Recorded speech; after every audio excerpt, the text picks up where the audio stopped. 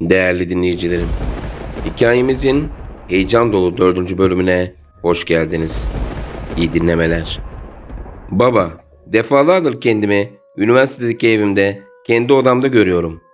O odayla alakalı olabilir bu yaşadıklarımız dedim. Üniversite okuduğum şehre gidip odayı iyice inceleyecektim. Çünkü hep aynı kabus, hep aynı odadaydım. Sabaha kadar uyku tutmamıştı. Şehre gidip kaldığım odayı inceleyecektim. Bindik arabaya, şehre gittik. Babam anahtarı istemek için ev sahibini aradı. Adamla buluştuk. Hayırdır, eşyalarınızı toplatmışsınız dedi. Birkaç şeyi unutmuşum dedim. Adam pek yemedi ancak mecburen verdi anahtarı. Birkaç saate getiririz dedik. Eve varıp kapıyı açtık. İlk gözüme çarpan Atakan'ın odası olmuştu. Kapısını açtım, bomboştu. Toplayıp götürmüştü eşyalarını. Biraz ürpermiştim. Her şeyin başladığı yer orasıydı çünkü. Kendi odama, rüyalarımı gördüğüm yere gittim. Burası da bomboştu. Dışarı baktım. Rüyalarımda gördüğüm sokaklar insanlarla doluydu. Gökyüzü maviydi. Rüyalarımı hatırlamaya çalışıyordum. Rüyalarımda yataktan kalkıyordum. Dışarı bakıyordum. İlk pencerenin önünü inceliyordum. Hiçbir şey yoktu. Odanın kapısının altını inceledim. Orada da bir şey yoktu. Son olarak yatak koyduğum yerin altındaki parkelere baktım. Parkelerden birinde ufak bir delik vardı. Elimi soktum. Elime bir kabuk geldi. İçinde ölü bir kurt vardı. Birazcık toprak. Bir de küçük kağıda Arapça harflerle bir şeyler yazılmıştı. O an kafama dank etti. Bu şerefsiz onları bana bulaştırmak istemişti. Niye böyle bir şey yapıyordu peki? Her zaman yüzüme gülen adam bunu niye yapmıştı? Hemen babama Atakan'ı bulalım dedim. İlk olarak hastaneye gittik. Doktor taburcu olalı çok olduğunu söyledi. Ailesini aradık. Ailesine üniversitede okuduğumuz şehirde çalıştığını, her şeyin yolunda olduğunu söylemişti. Aklıma bir kişi geldi o anda. Atakan'ın benden başka çok takıldığı bir çocuk vardı. Adı Akif'ti. Hemen babamla Akif'in evine gittik. Akif'in evi bizim üniversite okurken kaldığımız eve çok uzaktı. Şöyle düşünün. Şehrin bir ucu bizim ev, diğer ucu olmasa da diğer ucuna yakın bir yerde de Akif'in evi var. 3 katlı bir apartman. Bayağı salaş bir bina. Daha önce 2 kere gitmiştim. Benim fazla samimiyetim yoktu. Ancak Atakan'ın benden başka takıldığını bildiğim tek kişi bu çocuktu. Geldik kapısının önüne. Çaldık kapısını. Açan Akif'ti. Beni görünce gözleri büyüdü. Telaşlandığını ve korktuğunu hissettim. Kekeleyerek "Hoş geldiniz kardeş, buyurun içeri" dedi. "Hoş bulduk birader. Fazla kalmayacağız. İçeride girmeyelim. Atakan'ı arıyorduk. Sen gördün mü?" dedim. Bir müddet sustu. Sonra gözlerini bana dikerek "Sana anlatacaklarım var. Lütfen içeri geçin. Ayaküstü konuşulacak şeyler değil bunlar" dedi. İçeri girdik babamla. Bir taraftan Akif bize "Kusura bakmayın, ev dağınık" filan diyordu. O an sadece Atakan hakkındaki şeyleri öğrenip bir an önce bu sorunu çözmek vardı aklımda. Akif içeri hiç geçmeden direkt mutfağa gitti. Çay koyuyordu tahminime göre. Gerek yoktu diye içeriden bağırmamıza rağmen ısrar etti. Çayı ocağa koyup geldi, oturdu karşımıza ve başladı anlatmaya. Atakan evden eşyaları getirip bir müddet Akif'in yanında kalmış. Bu kaldığı müddet boyunca benle ilgili ve uğraştığı şeylerle ilgili birçok şey anlatmış Akif'e. Akif onun aklını kaçırdığını düşünmüş. Atakan dışarı çıktığı bir gün Akif, Atakan'ın bütün eşyalarını kapının önüne koyup içeriden perdenin arkasına sinip izlemeye koyulmuş. Atakan gelmiş. Dışarıdan Akif'i görmesi imkansız olduğu halde bunun olduğu tarafa bakıp bir müddet gözlerini dikmiş ve "Biliyorum Akif" demiş. Sonra anlamadığı bir şeyler söyleyip eşyalarını alıp gitmiş. Asıl olaylar bunu dışarı attıktan sonra başlamış. Akif bunları anlatırken gözleri dolu dolu olmuştu. O sırada ocaktaki çayı almaya gitti. Çaydanlığı getirip ince belli bardaklara çaylarımızı koydu. Çaylarımızı yudumlarken ilk olarak kendi yaşadığı şeyleri, sonra Atakan'ın benim hakkımda söylediklerini anlatmaya başladı. Atakan'ı kovduğunun gecesinde yatmaya yatağa gitmiş.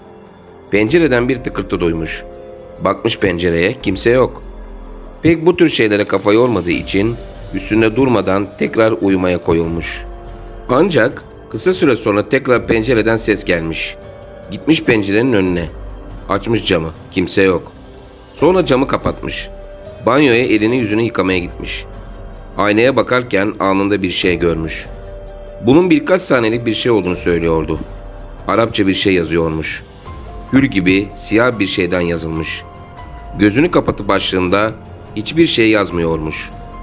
Büyük bir korkuyla banyodan odaya kendini zor atmış. Girdiğimde pencere açıktı diyor. Kendim açık bırakmadığıma da eminim diyor. O gece sabaha kadar oturmuş sigara içmiş. O gün staj yaptığı yere gitmiş. Akşama kadar o gece olanları düşünmüş. Akşam mecburen geri eve gelmiş. Kapıyı açıp içeri girmiş. Koltuğunda biri oturuyormuş. Gözlerimi kapatıp açtım, yine gitmedi diyor. Koltukta oturan kişi yüzünü buna dönmüş. Kendisini görmüş. Ama o anın korkunç halini tarif edemem diyordu. Bir süre kendine bakmış. Ancak gördüğü Shirley'nin gözleri alev gibi yanıyormuş. Ayakları da tersmiş. Öyle iğrenç bir şey ki saniyelik ama çok uzun geliyor diyor. Çığlık atmış. Komşular filan gelmiş yardıma. Halüsinasyon görmüşsündür filan demişler. Rahatlatmaya çalışmışlar ama adam rahatlar mı bu durumda? Komşuları bir müddet yanında durduktan sonra gece yarısı herkes evine gitmiş. Ancak Akif'e boş öğüt vermişler. Onun o anda ihtiyacı olan sabaha kadar yanında olacağı birileriymiş. Ancak komşuları gittikten sonra tekrar başlamış korku dolu anları. Anlattıkları beni çok etkilemişti. Korkuyordum ancak bu korkuyla beraber biraz rahatlama ve şaşkınlık gelmişti. Aslında bu duyguyu şöyle anlatayım. Tıpkı sınıfta yaramazlık yapınca hocam onlar da yaptı diyen çocuk durumundaydım. Çünkü bunları tek ben yaşamamıştım. Aksine Akif benden farklı olarak kendi suretini görmüştü ki bu benim gördüklerimden çok daha korkunç geliyordu bana. Ben en azından onları farklı şekillerde görmüştüm. Düşünmesi bile ürkütüyordu. Akif'in dudaklarından kelimeler döküldükçe şaşkınlığım artmıştı. Sabaha kadar gürüşmeler duymuş, pencereyi tıklatmışlar. Sadece yere bakarak bu şekilde saatler geçirmiş.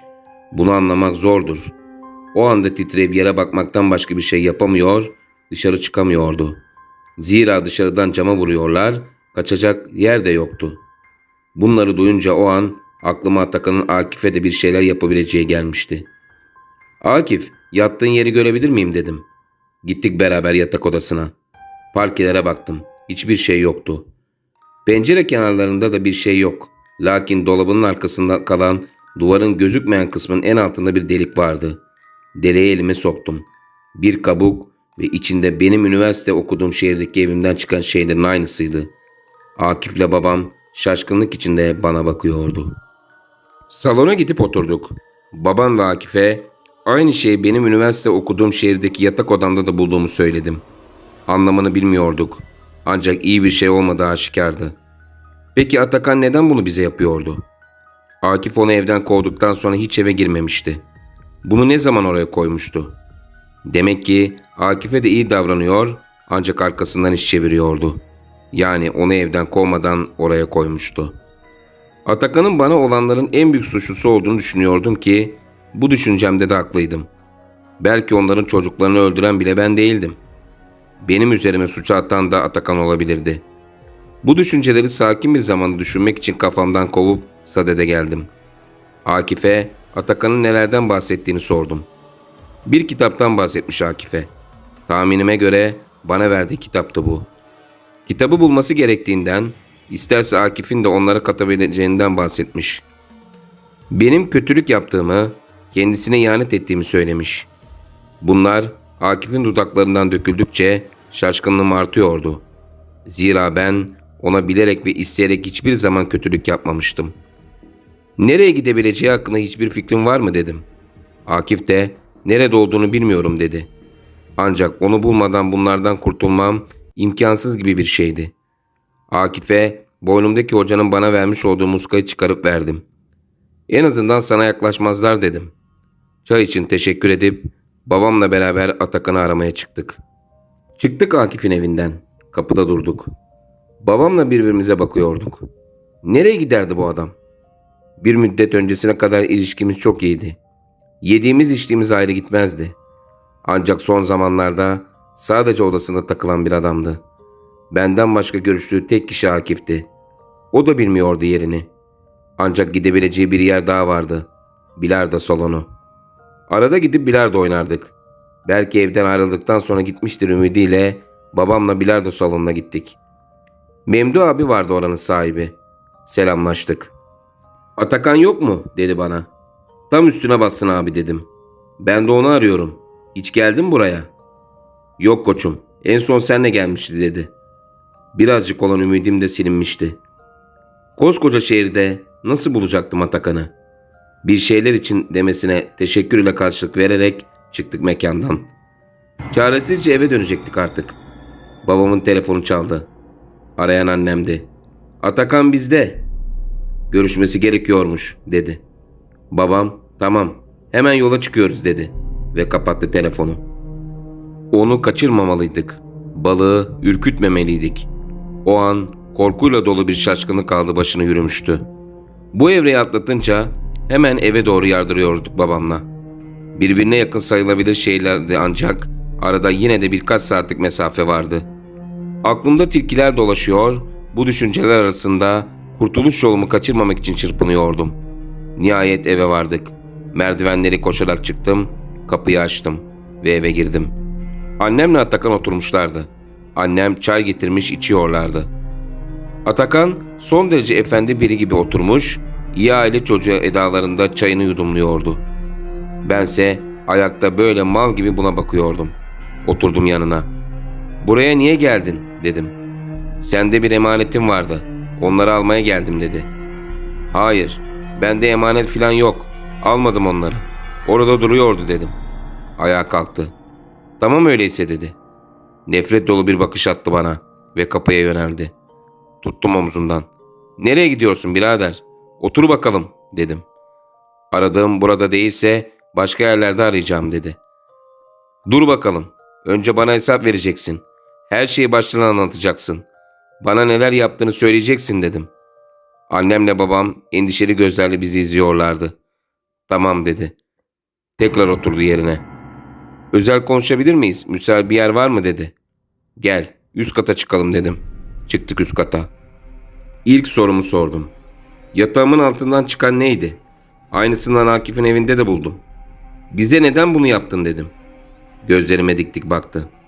Bana ihanet ettiniz dedi sadece. Neyin ihaneti kardeşim?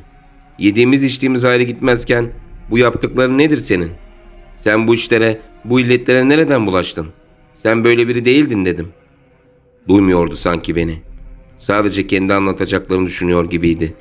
O kitabı ve kolyeyi nereden aldığını anlatmaya başladı. Bu ilk olarak Ece diye bir kızdan bu şeyleri öğrenmeye başlamış. Derken iyice kızla muhabbeti ilerletmişler. Bu kızın bir amcası varmış. Kız çok övmüş amcasını. Her çeşit ilmi bilir amcam diye. Adam bu işlerin uzmanı ama hep kötülük için kullanıyor ancak kendini Atakan'a öyle tanıtmıyordu. Bu kitabı ve kolyeyi buna veren de o adammış. Mal mısın sen? Neden aldın kitabı? Belki kitaptan kurtulmak istiyordu. O yüzden sana kitabı verip kitaptan kurtuldu dedim. Komplo teorileri kuruyordum kafamda. İlgimi çekti dedi Atakan. Adam buna övmüş kitabı. İşte her türlü isteğini yaparsın, herkesten üstün olursun filan diye. Yılan gibi diliyle etkilemiş. Kolyeyle de kitabın bağlantısı varmış. Kitabın içindeki bazı ritüelleri yapmak için bu kolye gerekiyormuş. Bu odada geçirdiği o saatlerde hep bunları denemiş saatlerce, günlerce. Adam buna şöyle bir şey öğretmiş ve tembih etmiş. Kimin yanında olacaksan bu tarifi yap. Eğer sana bir kötülüğü dokunursa onu cezalandırırsın demiş. Bu yüzden Akif'le benim yatağın altından çıkan şeyleri daha öncesinde koymuş. Peki benim sana ne gibi bir ihanetimi gördün de bana onca kabusu yaşattın dedim. Gözlerimin içine baktı. Anlatmaya başladı. Ben bir dönem Nuran diye bir hatuna takılmıştım. Bu kızla takılma hadisesi de şöyle oldu. Eve yeni çıktığımız zamanlar bu kızı devamlı içerken sahilde görürdüm. O da mal apaç arkadaşlarıyla takılırdı sahilde. Arada beni kestiğini fark ediyordum. Burnum da kalkmıyor değildi hani. O zamanlar Atakan'la çok sık takılırdık. Yeni ev arkadaşı olmuştuk. Kendimizi bir şey zannediyorduk. Genelde beraber içerdik. Yani yediğimiz içtiğimiz ayrı gitmezdi. Bir gün gidip kıza açıldım. Birkaç gün konuştuktan sonra bıraktım kızı. Meğer bizim Atakan bu kızdan hoşlanıyormuş. Gerçekten ciddi bir şeyler düşünüyormuş ama ben kıza açılınca laf etmemiş. Saygı duymuş. Ta ki ben kızı eve atıp sonra kızı bırakana dek. Tam da onun odasına kapandığı zamanların başına rast geliyor bu olay. Ondan sonra yüzüme gülmüş ama benden nefret etmiş. Bu kitabı almasında da bunun etkisi çokmuş. Zaten ailevi problemleri olan biriydi. Beni kendisine çok yakın görürken bu yaptığımı yedirememiş. Atakan bir taraftan ağlıyor, bir taraftan anlatıyordu. "Peki hala nefret ediyor musun benden?" dedim. Gözlerinde artık o nefreti göremiyordum. Sadece bitmiş bir adamın gözleriydi karşımdakiler. "Sen ettiğinden fazlasını buldun zaten," dedi. "Atakan, sana yalvarıyorum. Haftalardır ızdırap çekiyorum. Hayallerimin almayacağı şeyler görüyorum. Kurtar beni," dedim. "Yapamam," dedi. "Ne diyorsun sen birader? Bu rüya alemine tıkılıp kaldım. Kimseye anlatamıyorum. Nereden gelecekleri belli olmuyor. Anam babam uyku uyuyamıyor. Her gece benim Arapça bağırmalarıma kalkıyorlar. En bilindik hocaya dahi benim yüzümden zarar geldi. Özde'den beni evimde istemiyor. Ucubeden farksız oldum. Okul hayatım bitmiş. Daha 3 ay önce dünyanın en mutlu insanıyken düştüğüm duruma bak. Sadece bir kız için miydi bunlar? Bunların 1/1000'ini yaşayacağımı bilsem o sahilin yanından geçmezdim," dedim. "Bir çaresi var. Ancak buna ne senin ne de benim gücüm yeter," dedi. "Nedir o?" dedim. "Onlar seni alıp dağlara götürmeden sen onları yok edeceksin," dedi. "Nasıl olacak bu?" dedim. "Ece'nin amcasına gideceğiz," dedi. O adı burada anmak dahi istemem. Yılan dilli adamın tekiydi. "Kardeş, seni şurada parçalamıyorsam tek sebebi son umudumun sen olmandır. Ben pislikten kurtulmaya çalışırken sen beni bu pislikleri başlatan adamı götürüyorsun," dedim. "Benim bilgim kısıtlı. Ben neyim ki?" dedi. "Ulan madem hiçbir şey değilsin, başıma bunları nasıl açtın?" dedim. "Eğer imkanım olsa her şeyi başa sarardım. Ama nefret gözümü bürümüştü o zaman," dedi. "Peki," dedim. "Gidelim. Ne olabilirdik ki daha? Zaten bu adamlar yüzünden hayatım alt üst olmuştu. Korkacak ne vardı ki?" O an aklımdan şu geçti. Bütün bunları bana yaşatan ve içi nefretle dolu olan bir adam acaba doğru mu söylüyordu? Yoksa beni daha büyük bir pisliğin içine mi çekmekti amacı? Ama ona güvenmekten başka ne yapabilirdim ki? Üniversiteyi okuduğumuz şehirdeydi Ece ve amcası. Oraya gidecektim. Bütün bunların sebebi olan adamla bir başıma sonunu bilmediğim bir yolculuğa çıkacaktım. Babam gelmek için çok ısrar etse de sadece ikimizin gitmesi gerektiğini söyledim ve evden çıktık Atakan'la. Atakan yanımdayken sürekli bir bunalma hali oluyordu bende. Belki bu yaşananlardan ve ona olan nefretimden dolayıydı bu bunalma hissi.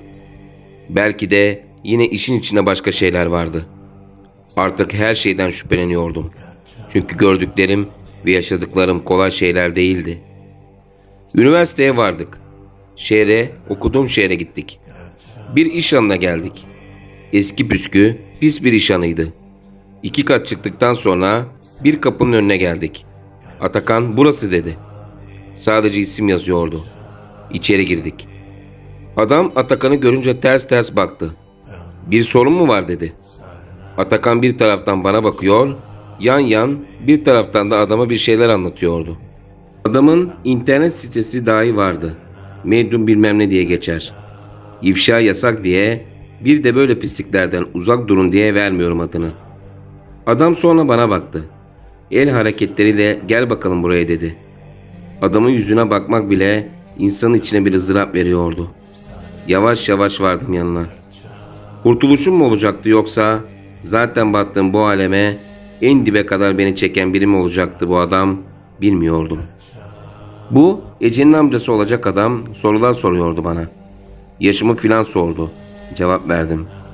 "Sen Atakan'ın kitabını gördün mü?" dedi. "Evet, gördüm," dedim. "Peki hiçbir ritüel düzenledin mi?" dedi. Düzenlemeye çalışırken yangın çıkardığımı anlattım. İlk ne zaman bir ritüele şahit olduğumu sordu. Atakan'ın odasında sadece sessizce oturmam gerekirken ses çıkardığımı ve o ritüelin ilk şahit olduğum ritüel olduğunu, aynı zamanda kötü sonuçlandığını söyledim. Ritüel harici yaşadığım ilk olay bu muydu dedi. Daha öncesinde Atakan'ın odasından sesler duyduğumu filan söyledim. Biraz düşündükten sonra. Sana bilmem ne kabilesinden 5 tanesini yollamışlar. Bunlar gerçekten güçlüdür. Ancak herkesin zayıf bir noktası vardır dedi. Sonra benden bazı malzemeler istedi. Malzemeleri söylemeyeceğim. Onları buldum getirdim. Malzemeleri adama verdim. Arka tarafta bir oda vardı. Orta büyüklükte bir oda. Açık penceresine tuğla ördürmüştü bu odanın. İç bunaltıcı ve zifiri karanlıktı. Işığı açtı biz odaya girerken. Işığı açmasına rağmen o iç bunaltıcı atmosfer hakimiyetini kaybetmemişti. Belki de bunun sebebi daha önce burada sayısız kere gerçekleştirmiş olduğu ritüellerdi. O günahlar tıpkı örümcek ağları gibi yuvalanmıştı bu odanın her bir köşesine. Genel hatlarıyla boştu oda. Lakin bir köşede duran masa ilk etapta göze çarpan şeydi. Detaylı olarak odaya göz gezdirince yönü duvara çevrilmiş, yerde duran büyük bir boy aynası, 4 sandalye ve masanın üzerinde duran kağıt, kalem, mumlar ve çukur bir tabak göze çarpıyordu. Adam sandalyelerden birine oturmadan ayaküstü benim getirdiğim malzemeleri masanın üzerine koydu. Bunları ayrıştırıp tabağın içine koydu. Masanın üzerinde duran kağıtlardan birine yine masanın üzerindeki kalem vasıtası ile yazmaya başladı. Ben sadece izliyordum. Atakan'ın yaptığından çok daha ciddi bir ritüel olduğu bu kadar hazırlıktan belliydi. Sandalyelere oturmamızı söyledi. O dakikaya kadar ne olursa olsun diyen ve korkularımı bastırmış olan ben artık iş bu noktaya gelince yaşadıklarıma, gördüklerime ve kabuslarıma rağmen içimdeki ürpertiye hakim olamıyordum. Bize söylediği şekilde sandalyelere oturduk. Sandalyenin biri boş kalmıştı. Masada duran mumları yaktı. Aynayı masanın üzerine farklı bir harf şeklinde koydu. Mumları tek tek şeklini elde edene kadar özenle aynanın üzerine yerleştirdi ve hepsini yaktı. Biraz evvel bir şeyler yazmış olduğu kağıdı ikiye böldü ve birini bana, birini Atakan'a verdi. Bunları o bize dediğinde aynı anda okumamızı söyledi. Atakan'ın benden çok şey bilmesine, bu işlerle çok daha alakalı olmasına rağmen yüzündeki korku ile karışık tedirginlikten, bu ritüelden ne kadar çekindiği belli oluyordu. Onun bu tedirginlik dolu yüz ifadesine baktıkça içimde türlü korkular filizleniyordu. Ancak burada bırakıp gitsem bu kabuslar devam edecekti. Hiçbir şey halledememiş olacaktım. Ne olursa olsun burada kalıp bunu yapacaktım. O adama ve bunların sebebi olan Atakan'a güvenmekten başka elimden gelen bir şey yoktu. Adam ayağa kalktı. Işığı söndürdü. Mumlardan biraz olsun aydınlanıyordu içerisi ancak yine o zifiri karanlık etkisini tamamen kaybetmemişti. Geldi, oturdu. Tabaktaki malzemelere de bir kibrit çaktı. Bize başlayın dedi. Başladık okumaya. Adam da gözlerini kapatıp ezberinden bir şeyler okuyordu lakin Atakan ile adamın okuduklarını dinleyince üçümüzün okuduğu şeylerin farklı olduğunu duydum. Bunu o zaman bilmiyordum. Üzerinde de fazla durmamıştım ancak şimdi çok iyi biliyorum ki üçümüz de ayrı ayrı ritüel yapıyormuşuz. Bunun nedeni ise uğraştığımız şeylerin son derece güçlü olmasından kaynaklanıyormuş. Bu sefer Atakan'ın evinde yaşadığım deneyimden çok daha korkunç, çok daha derin tedirginliklere götüren bir deneyim yaşayacaktım. Bunlardan habersiz sadece kurtulmak umuduyla okuyordum mumun yaydığı hafif ışıkta kağıdı. Atakan'ın sesi, adamın sesi, benim sesim o günahlar odasına birbirine karışıyordu. Mumların ışığı hafif hafif titremeye başladı. Adam ezbere okumaya devam ederek gözlerini açtı. Okuyor, okudukça da aynanın ortasına bakıyordu. Birden gözleri dev gibi oldu. Sesi hızlanmıştı. Bağırarak okuyordu. Mumların alevleri yükseldi. Dumanlar arttı. Odada hareket ediyorlardı. Duvarlardan net biçimde görülüyordu. Artık içerideydiler. Hoca bağırarak adını sordu. Bilmem neyin oğluyum dedi. Tekrar adını sordu. Bilmem neyin oğluyum dedi. Ne istiyorsun bu oğuldan dedi. Benden bahsediyordu. Adım anılınca içimdeki korku 2 kat daha büyümüştü. O katil dedi benim için. Şu anda çok iyi Arapça biliyorum. Şimdi düşününce Çok iyi hatırlıyorum çağırdığımızın neler söylediğini. Sebebini ben de bilmiyorum ama çağırdıklarımızın ya da biz istemeden gelenlerin hepsi Arapça konuşuyorlar. Arapça bilmeyen adamlar da konuşabilirler. Siz de onu anlarsınız. Cevap da verebilirsiniz. Ancak bunu fiziksel bir olay olarak düşünemeyeceksiniz. Ben rüyamda konuşurken de babam yemin ediyordu Arapça bağırdığıma. Lakin o zamanlar tek kelime dahi Arapça bilmiyordum. Buna benzer şeyleri yaşamış olanlar bu durumu anlayacaklardır. Adam sordu. Kimin katili diye. Bilmem nenin oğlunun dedi.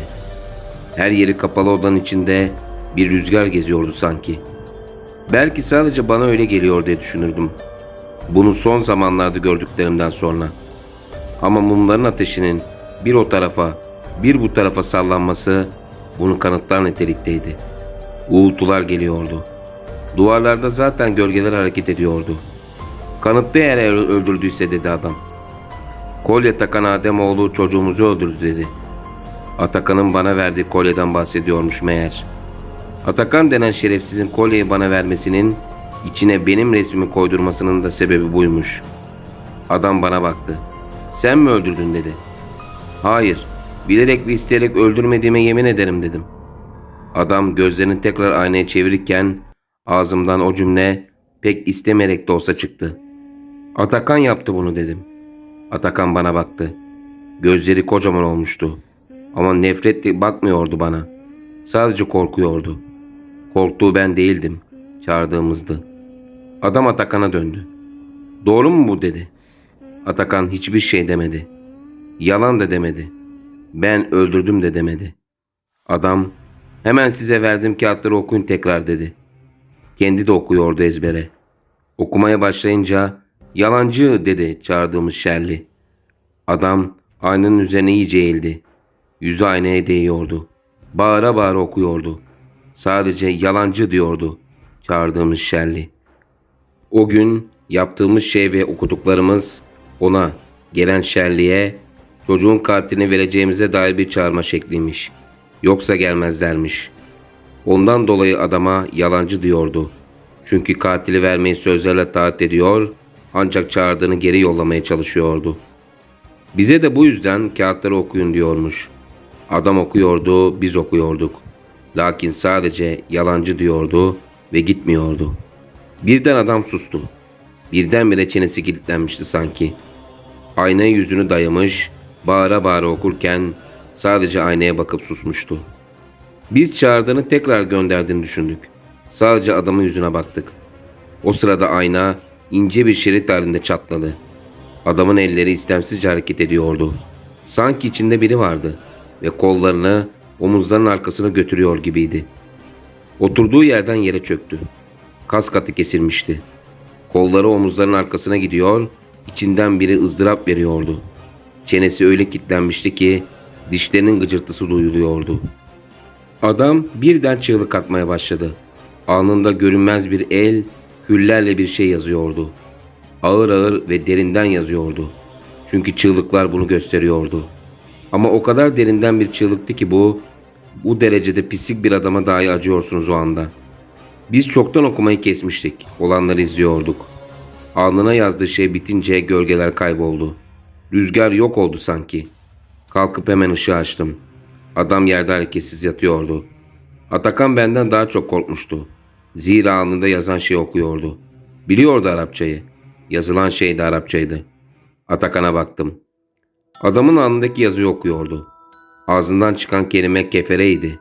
Ambulansı aradık. Kriz geçirmiş adam. İlk müdahaleyi yaparken hemşire bu yazı nedir dedi. Adamın alnını göstererek. Bilmiyoruz. Tanıdığımız olur. Ziyarete geldiğimizde böyleydi dedik. Islak mendille sildi adamın alnını. Bildiğin küldü. Hastaneye götürdüler oradan. Yaşıyordu ancak o günden sonra düzelemedi. Ve ruh ve sinir hastalıkları hastanesindeydi en son. Hala orada mı bilmiyorum. Belki de yaptıklarının cezasını çekiyordu. Değerli dinleyicilerim, hikayemizin heyecan dolu 4. bölümünün sonuna geldik. Hikayeyi anlatırken sürçülisan ettiysem affola. Bu bölüm ile ilgili düşüncelerinizi yorumlara yazabilirsiniz. Kanalıma henüz abone olmadıysanız abone olup videoyu beğenerek bana en büyük desteği vermiş olursunuz. Heyecan dolu hikayemiz bir sonraki videoda kaldığı yerden devam edecek. O zamana kadar kendinize iyi bakın. Hoşça kalın.